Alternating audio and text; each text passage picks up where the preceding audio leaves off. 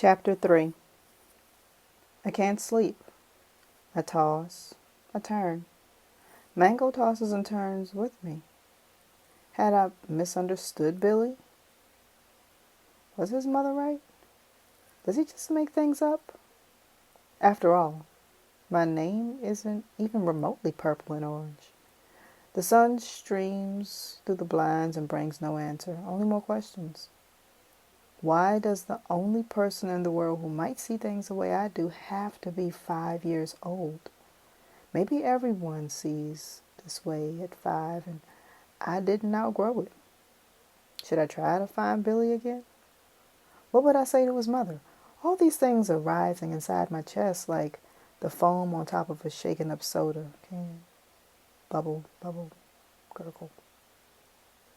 I give up on the idea of sleeping and decide to rescue my painting before anyone else wakes up. I completely forgot to ask Mom to stop last night on the way home from the market. The grass is still covered with dew, so I have to be careful not to slip. When I reach the cemetery, I stop short and slide about a foot. I'm not alone. I forgot that Jenna and her father come every Wednesday morning. Right now, they're talking to Mrs. Roth, whose family lives on the other side of the valley. The Roths have lived here since the 1800s, and half the tombstones in the cemetery belong to their ancestors. They're the only Jewish family I know, and every year they invite the other families in the valley over to light the Hanukkah candles with them. Sometimes they'll call us to say that Mango is in their yard, so we won't worry about him. I think he has a crush on one of their female cats. Mrs. Roth steps away to wander among the graves, stopping every few feet to put small rocks on top of her family's headstones. Jenna joins me at my grandfather's grave. She looks tired. Even her freckles look tired and pale. I saw your painting, she says. Interesting choice to leave it out in the rain. I look down at it and sigh. The colors have run together quite a bit, and Mango now looks more like a blob with eyes than a kitten. Grandpa's face is still surprisingly intact, although the canvas is creased around him. Serves me right, I say, picking up the painting carefully so it won't rip. I let the rain sneak up on me. Do you think you'll be able to fix it? She asks. I shake my head. I'm sure I'd be more upset about it if my mind wasn't still focused on meeting Billy last night. I have to force myself not to blurt out the whole story. It's a shame, Jenna said. You worked so hard on it. It looks like it was really good. She squints at it and asks, is that a rat on your grandfather's shoulder? Why would I paint a rat on my grandfather's shoulder? How would I know? Maybe he likes rats. It's not a rat, Jenna. It's Mango, as a kitten. Oh, she says, trying not to smile. Sorry about that. Poor Mango has been reduced to a rat. Good thing he isn't around to hear it. I have to run, I tell Jenna. My mother's dragging me out for school supplies. As soon as the words are out of my mouth, I regret saying them. Not here, at the cemetery. The last thing I want to do is remind Jenna of one more thing her own mother can't do with her anymore. Why don't you come with us? I quickly add. She shoves her hands into her pockets and shakes her head. I'm going to spend the day with my dad. Neither of us slept too well last night. Our air conditioner is broken. I look over Jenna's father, who is standing by his wife's grave. He is rocking back and forth on his heels, a Chicago Bears cap shielding his eyes. I don't know what to say now. We both stare at the ground. I should get back to him, Jenna says. I'll call you later. Hey, if you want to sleep over tonight, you can. I'll let you know. I watch her walk away. These visits are hard for her no matter what she says or doesn't say. I hurry back to the house thinking of all the things we keep from other people, even our best friends. School starts in a few days, and I'm trying to squeeze every last drop out of summer. Literally, I'm squeezing lemons for the lemonade stand Zach and I set up on our street corner. Why don't you just use lemonade mix like everyone else? Beth asks as she passes through the kitchen and into the pantry. She returns with a few sandwich bags and a magic marker.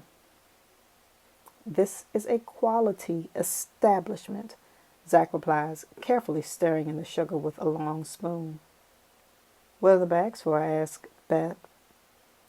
I ask as Beth lays them flat on the counter. Zach stops staring to listen. If you must know, I'm sorting herbs for a big project I'm working on. Zach and I raise our eyebrows at each other. If you turn me into a frog, I'm telling Mom and Dad, Zach says, holding the spoon in front of him like a sword. Beth grunts and turns it back to us. We continue making the lemonade and leave her to her sorcery.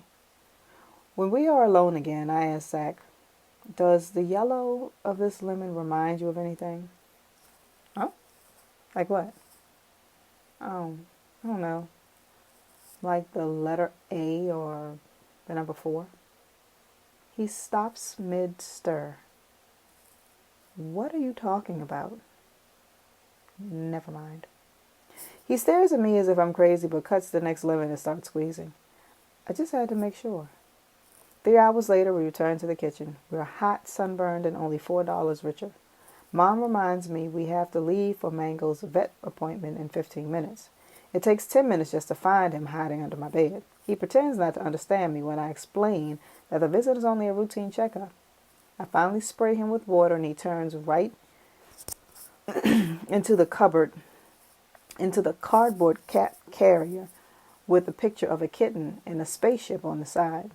He no longer gets sick in the car. Instead, he complains loudly the whole way into town. Each high-pitched meow sends sun-kissed orange coils dancing in front of me. But I don't mind. As my mother drives past the supermarket, I think of Billy again. Maybe I could go back to the store and ask the clerk if she remembers the Hinkle family. Would it do any good? The fact that he might be crazy doesn't make me any less crazy. The noise from the vet's crowded waiting room pours out into the street. As I push open the glass door, a tiny dog with a pushed-in face yips at me in black streaks. 3 cats hiss from the relative safety of their cages. I put Mango's carry-on on my lap to comfort him. He pokes his nose through one of the round holes in the top, and I pet it while we wait to be called. After signing in, Mom sits down next to me, her nose crinkled up at the smell that always fills the vet's waiting room. The front door opens and a boy from school named Roger Carson walks in. He's leading a golden retriever on a tattered leash while his parents follow behind. I don't know him very well, but all during grammar school he wore 2 different color socks. I glanced down at his feet. Both of his socks are white today. He doesn't notice me. He won't take his eye off his dog. The dog looks really old. He can barely hold his head up. The Carsons gather around the dog, petting it, not looking at any of us. I notice that Roger and his parents and the dog all have various shades of blonde hair. I've learned that pets often look like their owners. I glance at Mango and decide that theory must not be true with cats, since my hair is neither gray nor white. In a flurry of activity, the vet's assistant comes out and ushers Roger's family into the examining room ahead of all the other people who are waiting. Roger's dad asks Roger if he's sure he wants to be here. Roger nods without lifting his head, and the door closes behind them. A minute later, I hear whimpering and a bright blue wail. The whimpering is the dog. The wail is Roger. "You said it wouldn't hurt him," he cries, loud enough for all of us to hear. "But he's in pain. He's twitching. You said he'd just go to sleep and not feel anything." "He's only responding to the needle going in," Roger's father says, his deep voice coming through the wall. The vet adds something in a soothing voice, but I can't make out her words. Roger's sobs, however, are loud and clear and as blue as a swimming pool. I hug Mango's box tighter, horrified. My breath catches in my throat.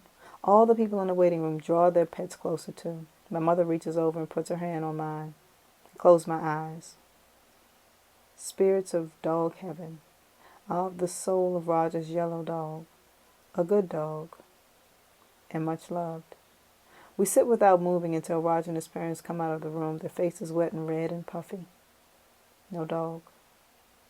Roger clutches the empty leash to his chest in a tight ball. He notices me this time and his eyes widen. I open my mouth to say something but can't find the words. He gives me a small nod like he knows I'm trying to say, "Oh my God." My throat feels all closed up. My mother and I don't talk much on the way home. Mango was very brave when he got his shots. The doctor seemed a little concerned that he was still wheezing. She gave me a new kind of medicine to give him each night to help strengthen his lungs. She warned me it might make him tired. The dog was very old, my mother says, breaking the silence between us. And probably very sick. I know, I say, picturing the empty leash as the town fades into country outside the car window. But still, I know, she says. On Monday, when the school bus pulls up in front of Harrison Middle School, I pray that the first day of school has been canceled because of an earthquake, tidal wave, or avalanche. I take any of it.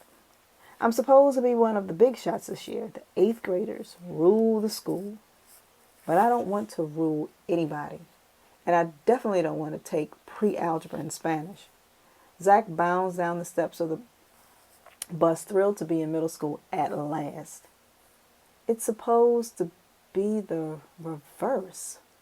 I'm the one who's supposed to be excited to be in the highest grade, and Zach's the only one who's supposed to be cowering in his seat. I glare at his back as I grudgingly follow him off the bus. Jenna and I stand at the bottom of the school steps watching everyone check each other out. Maybe I should have paid more attention to my clothing selection. I glance down at my white shorts and blue t-shirt. It might not be fancy, but at least everything's clean.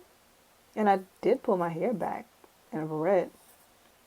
I'm surprised that Jenna is wearing a dress with tiny pink flowers on it. I can count on one hand the number of times I've seen her in a dress. Her sandals even have small heels on them. Same old school, the same old faces, Jenna says with a sigh.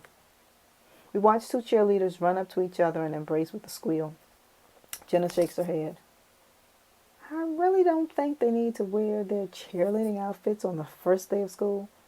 I mean, it's not like they have a game yet. School spirit and all that, I tell her as we make our way through the crowd and into the school. I forgot about your cheerleader phobia. I don't have a cheerleader phobia, she insists. I just think the whole concept is sexist and stupid. At that moment, 2 boys from our grade run by, hitching up their jeans as they pass us. Did you see that new cheerleader? One of them says to the other. She is H-O-T hot. Jen opens her mouth to respond, but the boys are already down the hall. What could she say anyway? I hate school, she grumbles as we arrive at her locker. No, you don't. Well, I at least hate the first day of school. Everyone's trying to impress everyone else. Is that why you're wearing a dress?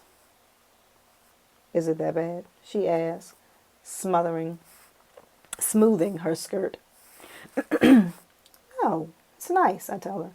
I just haven't seen it before. My father bought it for me, Jenna says, tossing her bag lunch into her locker.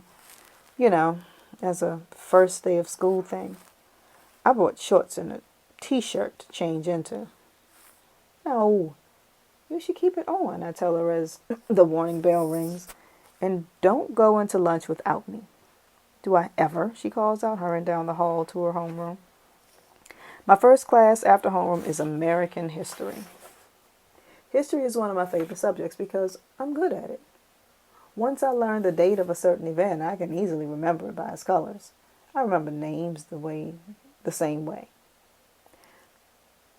hear rumors about the serious strangeness of Mrs. Morris, an American history teacher, and I can now say that those rumors are fact. She has a bizarre fear of germs, and as soon as she walks in, she lays down the law. First, she stands by the blackboard and peers at us over her bifocals. Then she says, "Everyone in the front row of desks, pick up your books and move to the back. You are to leave the front row empty." The kids in the front row follow her orders, one boy grumbling under his breath that he didn't have cooties the last time he checked. Mrs. Morris then moves over to her desk and points to 2 wire baskets. You are to make 2 separate piles of homework each day. If you have a cold, you are to place your homework in the pile marked ill. You are to wash your hands before class with soap. This may sound extreme, but cleanliness is next to godliness. The worst thing about her speech is that her voice is so high-pitched and squeaky that rust-colored spirals rain down behind her. My next class is English. I like my English teacher, Mr. Seidler, right away. This is his first year teaching, and he seems pretty nervous. Michelle, the girl who sits behind me and whose father owns the biggest hardware store in town, cracks her gum in my ear, while the teacher is digging through his drawers to find the attendance list. She taps my shoulder and shows me a book on her desk. All I can make out are the words English class written on the brown bag book cover. "Do we have a summer reading assignment?" I ask, worried. She shakes her head and grins slyly. "It's not a school book," she whispered. "It's a dirty book. I put the cover on to fool people." Relieved, I said, "How nice for you," and turned back around in my seat. Note to self: don't ask Michelle to be a study partner. The teacher has us all file up his desk to pick up the first book on our reading list. Lord of the Flies. Why do you want us to read a book about flies is beyond me. At lunch, a group of boys dare each other to eat the most disgusting combination of cafeteria food. After that, one of them swallows a dime and has to be taken to the school nurse. Jenna and I sit with the same group of girls we've been eating with since 4th grade. Kimberly and Molly, who are best friends but very competitive with each other, and Sarah, who is quiet and very serious. As usual, Sarah already has her nose buried in a book when we sit down. Kimberly's talking about how she got moved into the honors math class and how next year in high school she's going to be ahead of all the other 9th graders. I glance at Molly to see if she's going to counter that with anything, and am surprised to notice that she was busy over the summer growing breasts. Her tight tank top tells me that she has no plans to hide them either. I see Jenna staring too. Molly stands up to find a straw, and I swear at least one boy from each table looks up as she passes. Kimberly sticks out her pointy chin and doesn't look happy. Sarah has an amused little smile on her face. I watch Molly stroll through the maze of tables, but I'm viewing her through a jumble of colors that come together like lumpy oatmeal. The voices and laughter of 100 kids our various CD players echo off the linoleum walls and fill the air with a collage of colors. It makes it hard to relax and talk to my friends, but the only other option is to sit outside alone, and I don't want to do that either. After lunch, I walk with Sarah to our pre-algebra class. I have to hurry up to keep up with her. "Hey, Sarah, wouldn't it be fun if for every 2 steps we took one backward?" She doesn't slow her pace, even a tiny bit.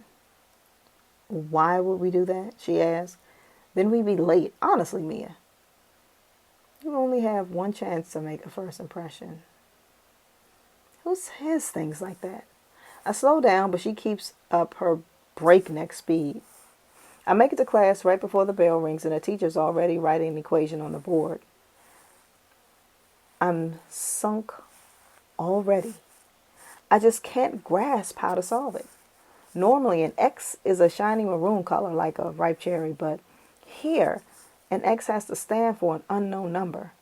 But I can't make myself assign the X any other color than maroon, and there are no maroon colored numbers. Without the color, I don't know how to proceed. I'm lost in shades of gray and want to scream in frustration. I pretend to work on the problem in my notebook. All I write is X equals help, while all over the room, hands shoot up to give the answer. The all too familiar combination of confusion and anger is starting to bubble up inside me again. Gurgle, bubble, sputter. Spanish class isn't any better. I try to match the colors of the English words to the new Spanish words. Hello and hola works fine. Mother and madre is a bit of a stretch, but it's close enough that I can remember it. Boy and chico doesn't work at all. Neither does girl and chica, good and bueno, adios and goodbye to the honor roll. At least I know that one. The only good part of the day is my last class. As soon as I walk into the art room and pick a stool at one of the work tables, I feel like I'm home. All of the art students had to be approved by the teacher before they could get into the class, just like last year and the year before. The same kids always make it. While I'm looking around the room, a young woman walks in carrying a huge pile of books in her arms. She tells us to call her Karen. Just Karen. A smooth plum-colored name with little yellow specks. It takes me a minute to figure out she's a teacher. The girl next to me raises her hand and Karen looks up from passing out the books. What happened to Mrs. Simpson? She asked tentatively. I'm wondering the same thing. Mrs. Simpson had been the art teacher for something like 30 years. Karen looks around and then says with a sigh, Mrs. Simpson went on to a better place. She died? The girl exclaimed in horror. The class emits a collective gasp. I grab onto the edge of the table. Karen shakes her head. No. She went to the high school. She teaches there now. My teaching methods are a little different from hers, but I have a feeling you'll enjoy yourselves. Now everyone lets out a sigh of relief. I think Mrs. Simpson would be happier at the high school. She was always muttering about middle school hormones running amok. Although I would think high school hormones were even worse. Karen tells us to look through the new art book and pick an artist whose style we want to imitate. She says we'll learn a lot about our own style by studying others. I like to think I have a style already, but I guess it couldn't hurt to study someone else's. I flip through the pages, but nothing jumps out at me. When school is over, I meet Jen at her locker, the same as I've done every day after school since we were old enough to have lockers. She's still in the dress, but she's wearing her sneakers from gym instead of the sandals. This has got to go, she says. In one motion, she rips out the poster that had been inside her locker door for 2 years. Boy bands are so over. What was I thinking? We pass my history classroom and Jenna ducks and throws a crumpled poster in the garbage can. A plan forms in my head. I lean close and whisper in her ear. PIC mission? She nods and awaits instructions. You wait here at the door, I tell her. Drop your book bag if someone's coming. Okay, but hurry. I don't want to miss the bus on the first day of school. I look both ways, dash into the room, and head straight for the teacher's desk. In one swift maneuver, I switch the sick and healthy baskets. Mission accomplished, I announce upon my return. We turn and run outside to where the buses pick us up. We figure out which is ours, and Jenna gets on first. When I reach the top stair, I hear a small voice yell out, "Hi, Mia!" I turn around in time to see Billy Hinkle waving excitedly from the window of a passing car. He must have an older brother or sister in middle school. By the time I collect my senses to wave back, the bus driver has shut the door behind me. Jenna picks a seat in the back and I slide in after her. I have a hard time paying attention to what she's saying.